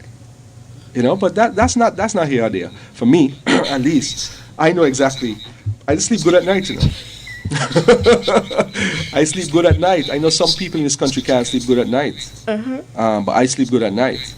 And I'm sure the Prime Minister sleeps good at night too. Imagine that, my straight dog family. With all that's going on, he's trying to convince us that he sleeps good at night. I do not believe them when they say they sleep well at night. Read this email. If you really couldn't care less about other people and their well-being, then sleep comes easy, especially if all your bills are paid, have X amount of cash to play with, all the dog houses have air conditioning, tuition done put aside for all great-grandchildren, sleep will come easy. Reads this email. This other email reads, good evening, Patches. Recent discussions have highlighted serious concerns about the qualification of medical professionals handling forensic cases in our region. Specifically, there are troubling issues regarding the local pathologists in training who receive education in Cuba and the involvement in autopsies on local individuals. While the conclusion of mechanical asphyxia due to submersion in water may be accurate on one of the reported cases, the broader implications of ensuring forensic examinations are conducted by fully qualified professionals cannot be ignored. Under the due administration, the pathologist has been allowed to work despite allegations that they have not completed their studies. This is a serious oversight, revealing a lack of effective oversight and accountability within the government. The risks associated with employing a pathologist with questionable training are significant in St. Kitts. If a pathologist's qualifications are in doubt, the reliability of forensic evidence could be compromised, potentially leading to wrongful convictions or acquittals and undermining the prosecution's efforts. Furthermore, the government could face substantial financial liabilities if errors occur due to inadequate training or expertise, resulting in compensation payments for miscarriages of justice.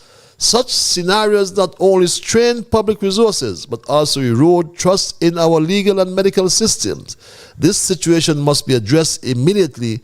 If it is essential, that only adequate qualified professionals are entrusted with these critical roles to maintain the integrity of our justice system. Let's go back to the lines and thank this caller for holding. It's 11 before 10 o'clock as we wind down tonight's program. Call you live.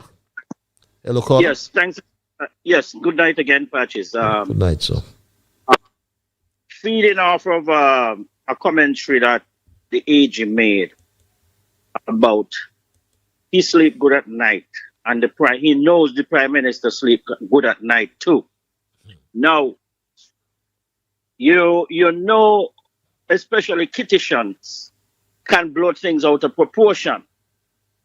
And when he spoke, he should have speak for himself and not someone else.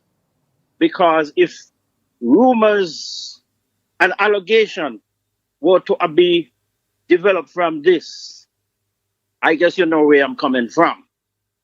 The AG and the Prime Minister, I mean, if I offend anyone, I apologize for it. But sometimes we got to think before we talk. Okay? I will leave that a question mark for the rest of the sentence. Anyone can finish it. But as I will continue to lament, the Federation, equally, St. Kitts and Nevis, need a compassionate, empathetic concern about the people to make the people strive. If the Federation poor, then all of us go poor. Government cannot be rich and the people is dying, hungry, and can't get water, potable water. Okay? We have to make our country great. And it need from the heart, not to say an easy government, no nonsense government, but we need compassionate, empathetic, and sympathetic person. Those are my words that describe me. And this, anyone who can acknowledge these words as word to their heart from their mouth, then the country needs you. Your service is warranted. I'm speaking to the people of St. Kitts. Done with this party line business and seek what good in your house, it will be good for the other house. A roof over your head, food to always eat, potable water to always drink, and freedom and respect to each and every one. I don't have time to beat up another man. I don't have time to call out anyone. Focus on the good things that you set out to do. Last but not least, I wish that the Labour government can really use an abracadabra, make everybody forget about what bad or deprivative action they take against the people and make the country good. Or call Genie. You remember a movie called I Love Genie? I don't know which one is better, Genie or Abracadabra or Tunka. Bye-bye for now. That's just a laugh. Thank you for your intervention. I'll take perhaps 2 more calls before we wrap tonight. Call you live. Yeah, okay, this is one. But you remember Gene can't swim, you know, what you're telling Gene, most if you take a pass round the foot in the boat, he will see the hole. No, let me go, you know, but it's too many people taking advantage of the treasury money and getting away with it, and it's not supposed to be that way. You're supposed to work for whatever money you collect. The snake, I don't even remember, sometime he said he was against double salary for the people of St. Kitts and Nevis. And he said some of them downtown in the daytime drinking rum in bars and they getting double salary. Well, he ain't working for his money as an opposition member. He ain't a leader because he ain't a leader. And he getting paid for that. And when he get the double salary, why he didn't give it back and say he ain't want it? But he gonna cost other people and take his double salary. Look at the $54 million golf course.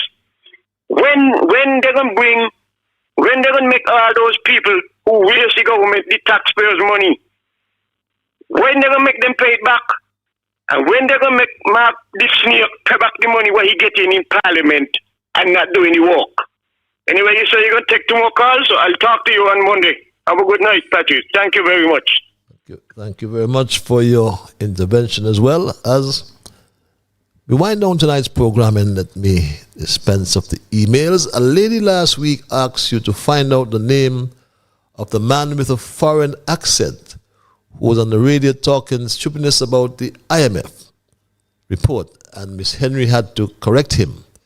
He was so embarrassed and ashamed that he developed an attitude towards Mrs. Henry. Well, I want to say to the lady that the man is from Jamaica, and his name is Mr. Adrian, a Labour yes man singing for his supper. Well, if Adrian is not from Jamaica, if that's the same one I'm referring to. Good night, Patches. Smart hospital, smart school, smart house, smart politicians, and two smart politicians. The people must become smart and vote them out. Good night, Patches. I was in St. Kitts for the past 19 days and just got back to New York City last night. I walked around town and villages and felt a sense of hopelessness. Seeing the young men without work is not good. Also, don't talk about Port Zante. I walked through it with a friend and asked, where is the ship or are the ships for these shops? It's a beautiful port with some lovely shops, but badly needed buyers. Thank you, sir. Reads this email. Yes, it's very slow. This final email, Patches, we need to go out and march and protest on July's 2nd anniversary. This load of talking isn't doing any good. We have to show action.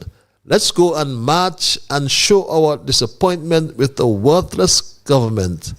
I am calling on Timothy Harris and Natasha to get organized and get the people together.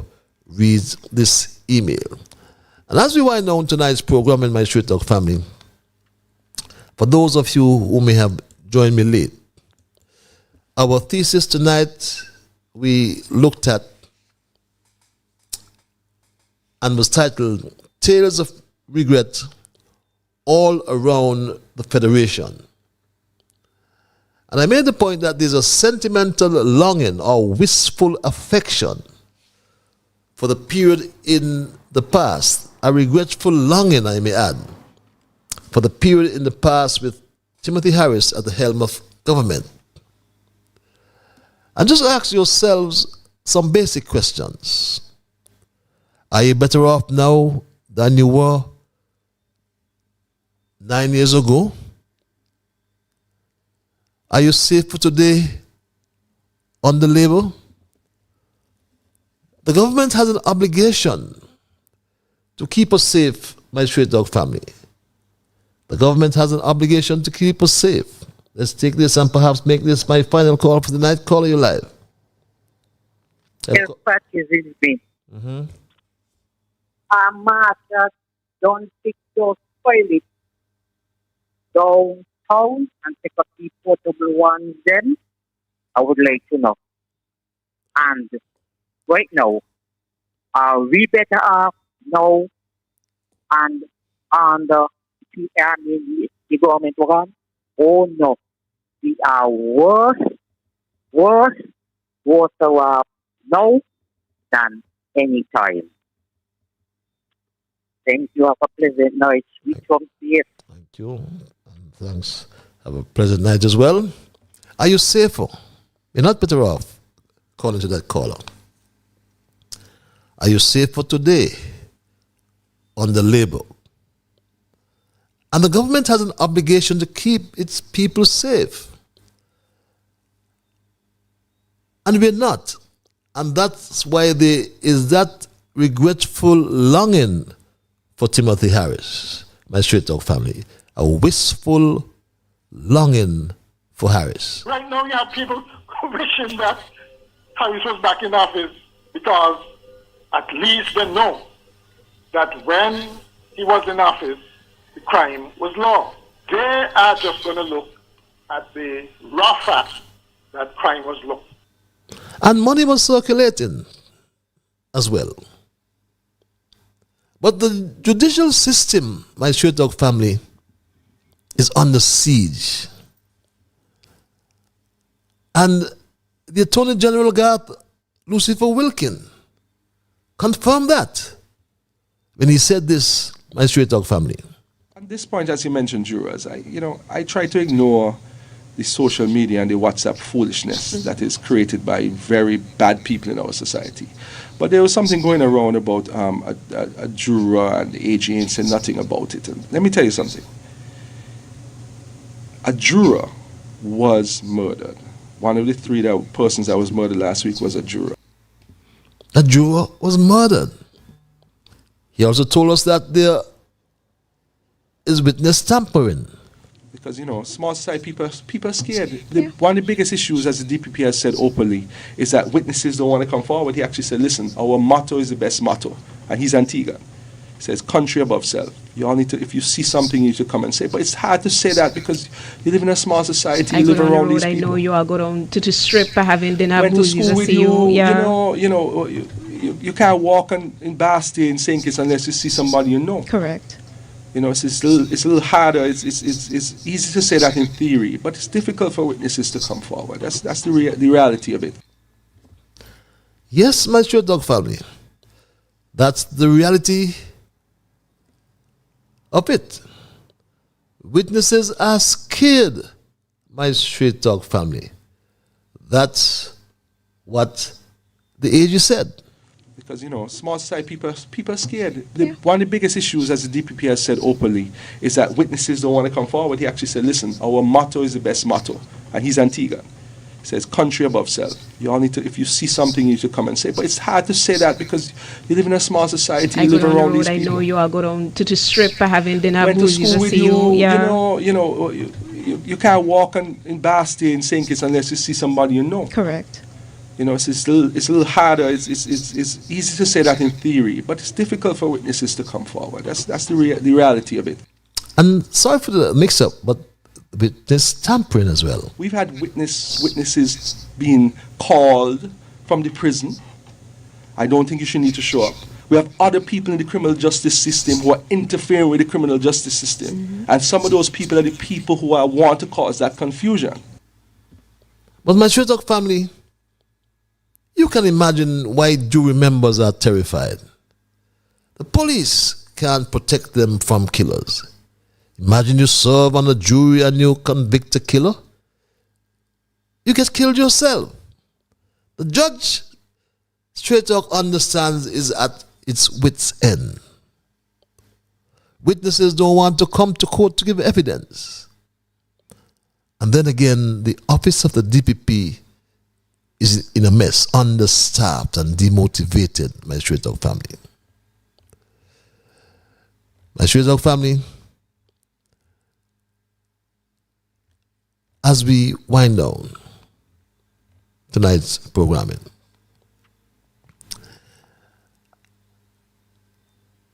the situation in the Ministry of Justice is dismal. It's in disarray, my straight dog family. Garth Lucifer Wilkin has promised quite a lot. The magistrate's court, we are told, is now described as a court of adjournments. But remember, he relocated Magistrate Donna Harris, sent to another department to effectively do nothing, just because she's a Harris. Magistrate Eddie has resigned. Magistrate Hill Hector is being pushed out of the magistracy. And Garth Lucifer Wilkin has one new magistrate to show for all of that. Magistrate Sherry Ann Liburd. Magistrate Josephine Mallow is doing a useless job as supervisor of mediation. But Garth Lucifer Wilkin got a fat raise in his salary. But he's incompetent and overwhelmed. And he claims that he sleeps well at night. You know, it's a bit, life is funny because you could do all the good in the world and be portrayed as the bad guy.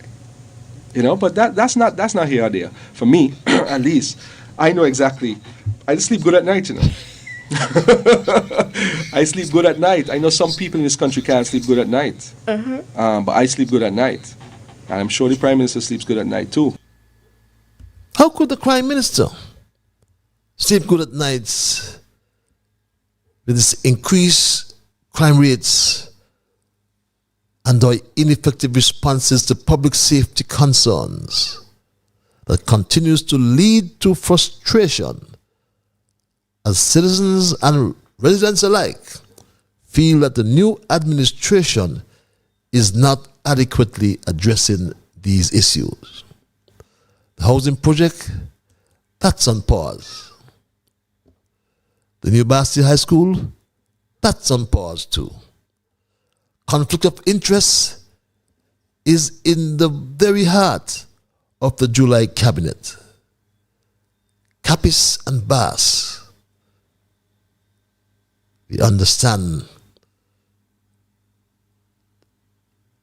is being engaged in this new CBI project. We are following that story.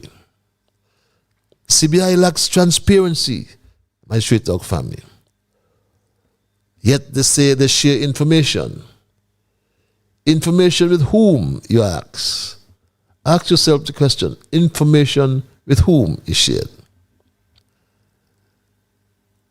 The very Attorney General Garth Lucifer Wilkin, they talk about transparency, but went to the court to throw out a fixed base claim or lawsuit against the Prime Minister, Dr. July, which is just asking for full disclosure. And he tried to block that. He tried to shut it out, my Straight Dog family. But St. Lucia is now doing the same. The St. Kitts government attempted to have the case thrown out. Last week, that decision was overruled, and the courts have allowed the case to continue.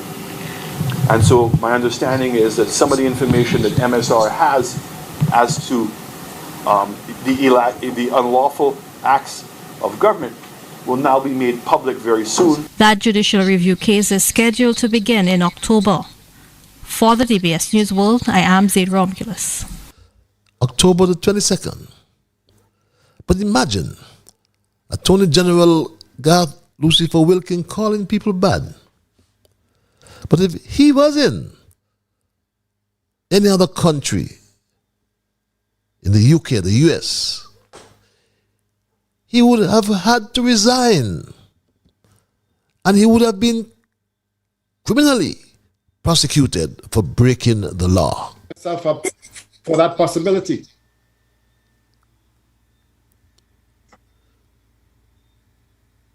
Maybe Mr. Wilkins should be disclosing what's happened.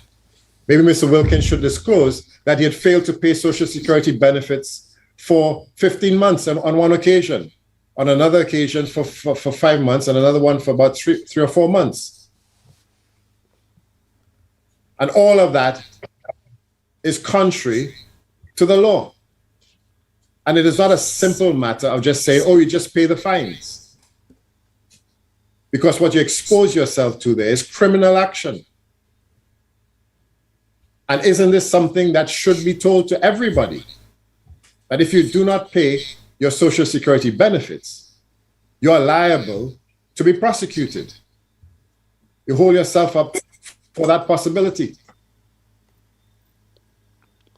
And he was not prosecuted because he's a Wilkin.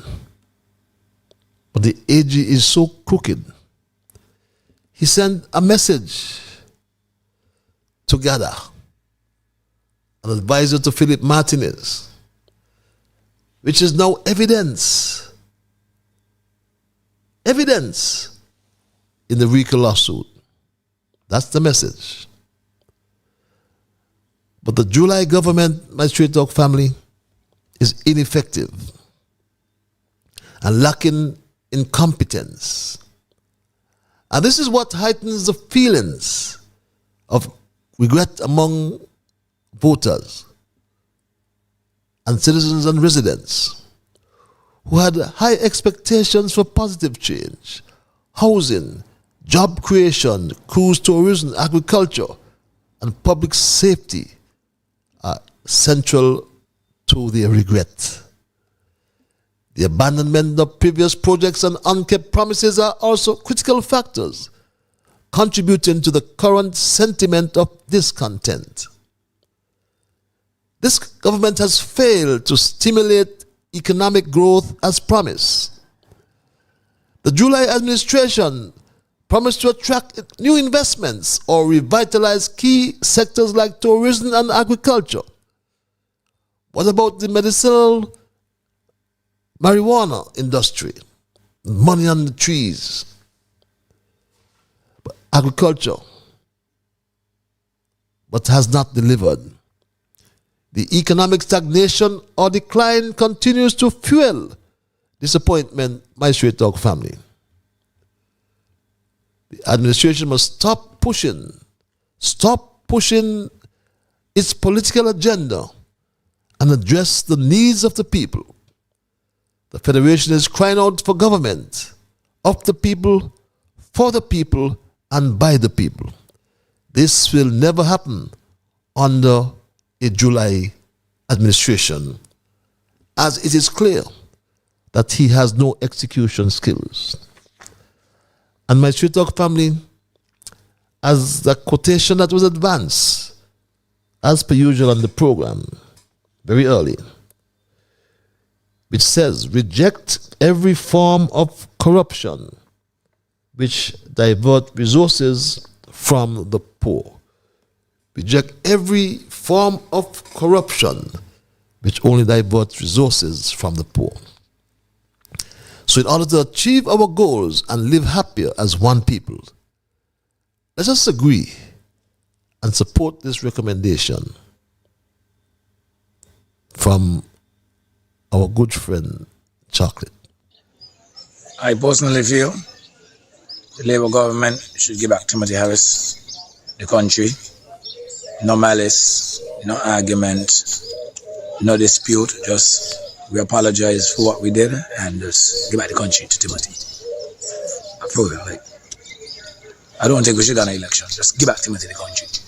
Give back. No election, no malice, no argument, no dispute, and no more tales of regret all around the Federation. That's my story tonight, my Straight Talk family, and I am not going to change it. I want to thank Almighty God for guiding our conversation tonight, as always. I want to thank you, the many listeners, those of you who called, those of you who sent emails. Remember, you are the ones who make Straight Talk, and for that reason, I say a big, big thank you. I am Ian Patches Liburd, and God's Spear, we will connect next week, Thursday. Remember, Monday and Tuesday are both holidays. Some are heading to Culturama. Some are going to the beach someplace. Some will just relax. But remember that whatever your mind conceive, that you will achieve. But first of all, you must believe. So when you wake in the morning, thank God for the morning light and thank Him for taking you through the night. And my Straight Talk family, keep moving on. Until we connect on next week, Thursday. Remember, Monday is a holiday. Tuesday is a holiday as well. Last lap Culturama. So we will connect on Thursday. Have yourself a long rest, full weekend, and be good to all whom you meet. Bye-bye. Until we connect on Thursday, keep moving on.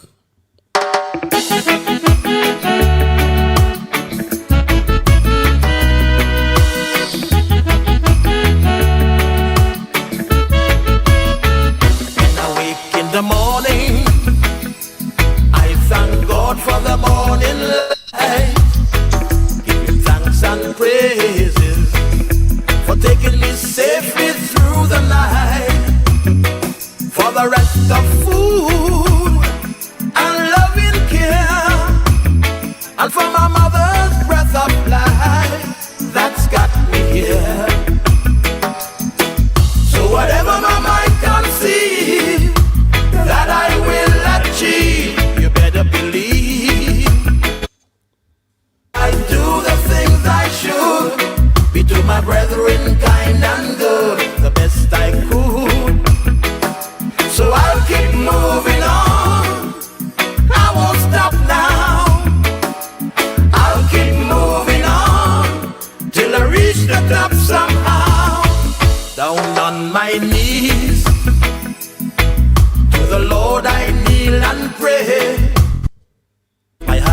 soul.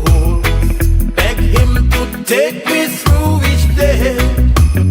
My guardian to keep and my guide.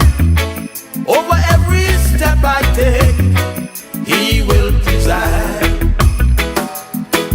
So whatever my mind conceive that I will achieve, you better believe, because I do the things I should, be to my brethren kind and good, the best I could. So I'll keep moving on, I won't stop now. I'll keep moving on till I reach the top side.